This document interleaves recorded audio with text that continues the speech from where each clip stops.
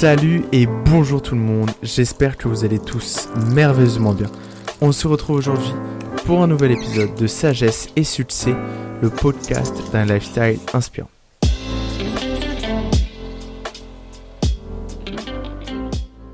Pour aujourd'hui, on va répondre à une question très simple qui nous concerne tous et en même temps, la solution est difficile à trouver. La question est comment bien rebondir après un échec. Dans la vie, on va être confronté à certaines choses plus que d'autres. L'une de ces choses est l'échec. L'échec, on le rencontre au plus jeune âge, à la naissance. Lorsqu'on essaye de marcher, lorsqu'on essaye de s'habiller, lorsqu'on essaye de faire ses lacets, etc., etc. Et l'échec, il ne cesse de nous rendre visite quasi tous les jours. En tout cas, il vient régulièrement. Et ça, jusqu'à notre mort.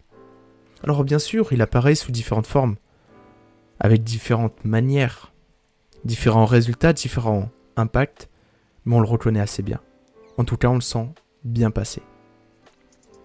Donc, en y réfléchissant comme ça, l'échec, simplement, c'est un résultat qui ne vous convient pas.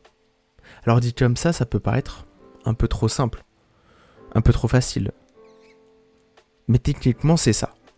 L'échec, ça n'a pas de valeur déjà définie. On ne peut pas dire, si vous avez ça, c'est un échec. Si vous avez ça, c'est de la réussite. Alors je suis bien d'accord, c'est ce qu'on essaie de faire dans la majorité des cas. À l'école, dans la vie, dans les journaux. On essaie de dire, ça c'est bien, ça c'est pas bien. Mais non. Dans la vie, c'est nous qui choisissons si ce que nous avons fait est bien ou pas bien, et donc nous mène à un échec ou une réussite. Car par exemple, si je prends l'exemple des notes à l'école, quelqu'un qui aura travaillé, qui aura tout donné, qui aura vraiment essayé de faire des efforts, et qu'il récupère un 8. On est d'accord que le 10 est la note suprême, entre guillemets, pour la société en général. On se dit, c'est bon, 10 c'est la moyenne, ça va, c'est très bien.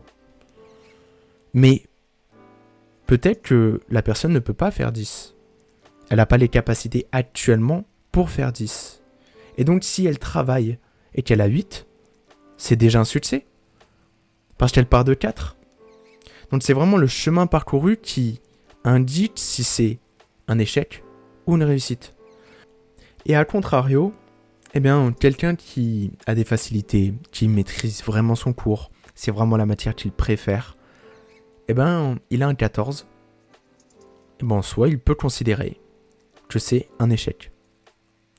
Car ce n'est pas la note qu'il attendait, ce n'est pas la note à laquelle il travaillait depuis des semaines. Donc, c'est un échec. Donc, ne croyez pas tout ce qui peut se dire autour de vous. Votre entourage aussi n'a rien à dire sur votre réussite, votre échec, parce que c'est vous. Tout dépend de vous, de vos objectifs, de vos attentes, et de vous avec vous-même finalement. Qu'est-ce que vous avez envie de devenir? Qui vous avez envie d'être? Quel chemin souhaitez-vous parcourir? Car comme je l'ai dit, c'est le chemin qui est important, pas le résultat. Le résultat, on peut l'interpréter de tellement de manières. Alors, avant de chercher une solution, avant de trouver la réponse à tous nos problèmes, j'aime bien clarifier un peu la situation, clarifier nos positions. Voir un peu notre rapport à l'échec. L'échec, dans notre société actuelle, en France notamment, c'est un gros problème. On a du mal à l'accepter, on a du mal à l'assumer, et en fait on a beaucoup de peurs qui ressurgissent parce que on en parle souvent dans les médias et notre environnement est constamment en train de pointer du doigt le fait d'échouer. Alors que techniquement, l'échec, c'est positif. Ça peut être que bénéfique pour nous. C'est juste qu'on s'arrête au premier mur. Dès qu'on voit l'échec, on fuit. Parce que forcément, ça nous pose dans une situation d'inconfort. Forcément, bien sûr, pour tout le monde, si on pose la question, tu préfères échouer et réussir, ou tu préfères que réussir? Tout le monde va choisir de réussir tout le long. Mais ce serait trop facile. Ça nous renforcerait pas, ça nous donnerait pas tout un tas de leçons, d'éléments que nous allons voir après. Et puis aussi, l'un des gros problèmes de l'échec, c'est qu'on a une peur, mais immense, du jugement des autres. On a peur de ce que les autres nous disent. C'est grave ça quand même. Il y a des gens quand même, ils passent leur temps à critiquer les autres, à parler des échecs des autres. Mais en fait, faut bien comprendre que les personnes qui parlent de nous, qui parlent de ce qu'on fait, des échecs que nous faisons, c'est des personnes qui ont le temps. Bah oui, ils ont le temps. Ils n'ont pas de projet, ils n'ont pas d'ambition, ils n'ont pas d'objectif. Donc en fait, c'est des gens, dans 10, 20, 30 ans, ils seront au même endroit où ils sont. Ils savent parler. Mais agir, ils ne connaissent pas. Donc pourquoi écouter l'avis de certaines personnes qui n'ont pas l'avis que vous souhaitez avoir ? Vous allez écouter, vous bloquer par rapport à des gens qui ne méritent même pas que vous les écoutiez. Il y a des gens, ils sont juste là pour cracher du négatif parce que eux-mêmes sont pas capables de le faire. Généralement, vos plus grands admirateurs, c'est des personnes qui, de base, vous avez l'impression qu'ils vous détestent. Mais en fait, ils vous admirent. L'échec crée de l'admiration. C'est fou, hein ? Donc vraiment, l'objectif de cet épisode, c'est de faire fuir cette honte, fuir ces peurs, etc. Et plutôt à la place créer de la fierté. De la fierté parce que vous avancez. Parce que vous êtes capable de transformer vos échecs en victoires. Et tout ça, très peu de personnes peuvent le faire.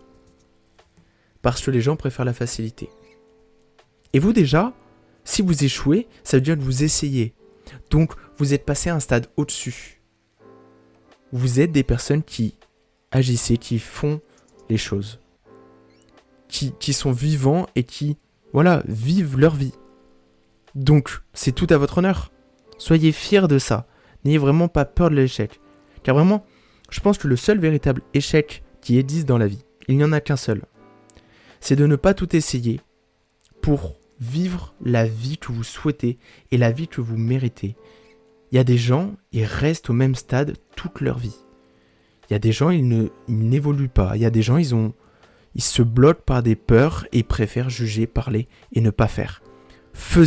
Essayez de vivre la vie que vous voulez, que vous méritez, tout simplement. Maintenant, passons aux choses sérieuses. Passons directement au cœur du sujet. Voyons les réponses, les solutions, quels conseils je peux vous donner en cas de sentiment d'échec. Premièrement, il faut se mettre dans de bonnes conditions pour agir correctement à un échec. Donc le mieux, bien évidemment, c'est de sortir, d'aller marcher, ou alors, si vous ne pouvez pas, d'aller dans un environnement différent que le lieu où vous êtes déjà. Cette action a plusieurs avantages. Notamment le premier, c'est d'éviter de réagir à chaud. En effet, on se connaît. Les échecs, ça peut nous faire agir d'une manière, ou même prendre des décisions que nous regretterons plus tard. Car forcément, lorsque nous avons un résultat, c'est beaucoup de travail, c'est beaucoup de sacrifices, et donc forcément, ça fait mal, ça touche l'ego, ça nous touche nous, ça nous remet en question. Donc forcément, quand c'est douloureux, on est humain, et c'est normal de réagir pas forcément de la meilleure des manières. Donc c'est pour ça, autant sortir. Ensuite, ça permet d'éviter de brasser du négatif, de rester, de trop réfléchir, etc., etc. En fait, on va juste se monter la tête. Donc on stoppe la réflexion jusqu'au moment où l'on a changé d'environnement. Ensuite, bien évidemment, pour ne pas être perturbé, pour analyser correctement la situation, sans avoir des personnes qui viennent nous gêner. Et enfin, c'est aussi pour être seul. Voilà. Comme je l'ai dit, l'échec, c'est un lien avec nous-mêmes. Donc, il y a un rapport quand même à la solitude. C'est nous qui nous fixons nos objectifs. C'est nous qui avons décidé que le résultat que nous avons eu, ce n'est pas suffisant, c'est un échec. Et donc, c'est à vous de réfléchir seul à cette situation. Car le résultat vous impacte, vous avant tout le monde. Et la gestion des échecs, c'est vous par rapport à vos attentes, à vous-même. Donc ça n'empêche pas d'en parler par la suite à d'autres personnes, mais ça vous concerne vous. Donc autant être seul, au début en tout cas. Deuxièmement, après être sorti, après avoir changé d'environnement, comme on vient un petit peu de le dire, il faut passer à l'analyse de la situation. Tout de suite, on est dans un moment calme, parfait. Ça va nous permettre de différencier et de faire ressortir tous les points négatifs, les points positifs. Et ça va surtout nous permettre de pouvoir les accepter. Ouais, ça, c'est difficile aussi, surtout pour les points négatifs. Mais accepter vraiment tout ce qu'on a pu faire, les erreurs, les points forts, tout ça, ça renforce aussi notre confiance et notre estime de nous-mêmes. Ensuite, bien sûr, ça nous permet également de comprendre ce qu'on perd, ce qu'on gagne. Alors voilà, généralement, on comprend facilement. On peut perdre tout ce qui est argent, on peut perdre du matériel, on peut perdre une forme de réputation, une forme d'image. Et donc c'est plus ça parfois qui nous gêne et on se rend compte que on perd certaines choses. Et en même temps, on en gagne beaucoup. On gagne des leçons, on gagne des compétences, on gagne une expérience, on gagne tout ça. Et en fait, même ce qu'on gagne et ce qu'on perd, c'est vraiment qu'une question de vision. Parce que parfois, vraiment, même perdre de l'argent, c'est pas forcément grave par rapport à ce qu'on a gagné en retour. Et puis, en fait, la réputation s'en moque un peu. En fait, ça va vraiment dépendre de vos objectifs, ce qui est important ou pas pour vous, de ce que vous avez perdu, de ce que vous avez gagné. Ça dépend vraiment de vous. C'est vraiment variable et ça peut être vraiment dans les deux cases à chaque fois. De plus, ça permet de différencier le problème de cet échec.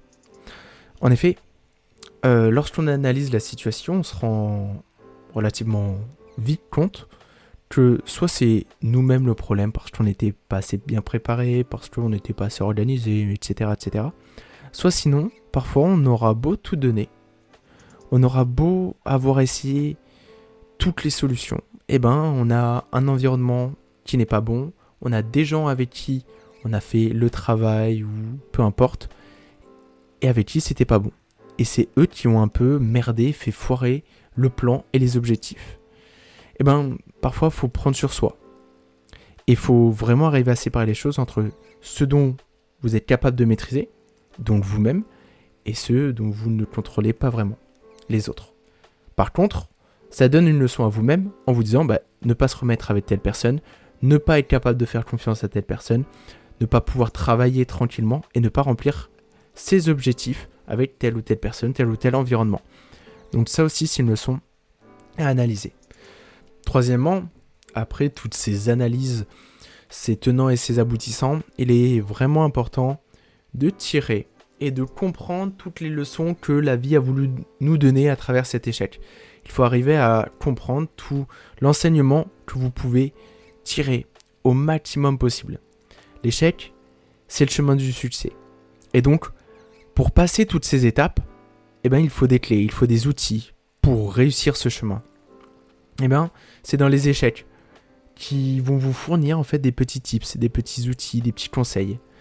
Et ça, c'est en passant d'abord par une étape d'analyse.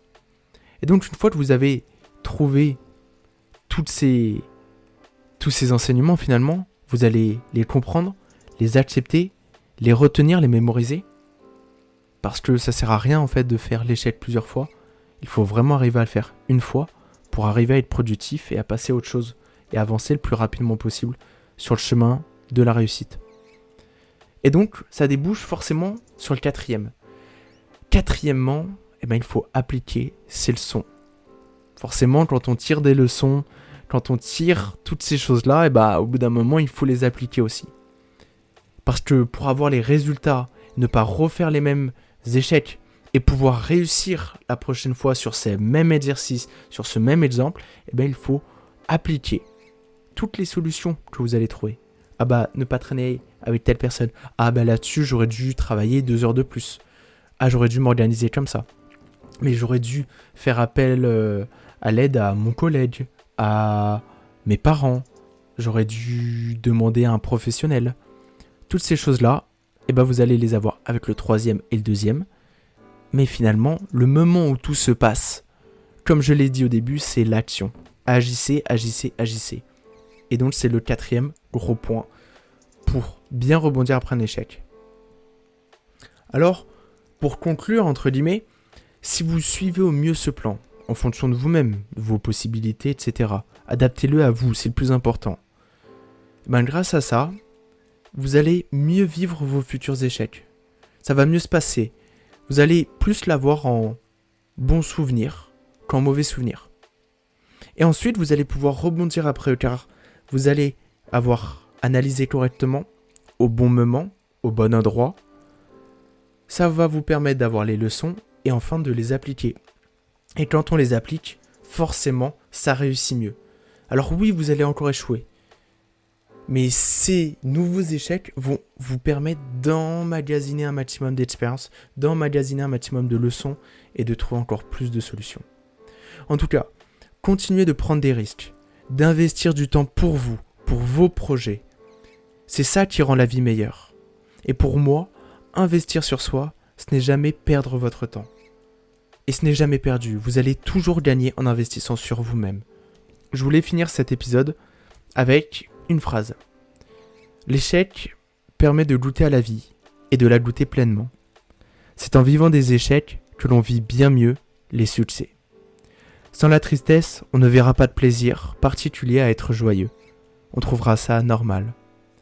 Eh bien pour l'échec, c'est exactement pareil.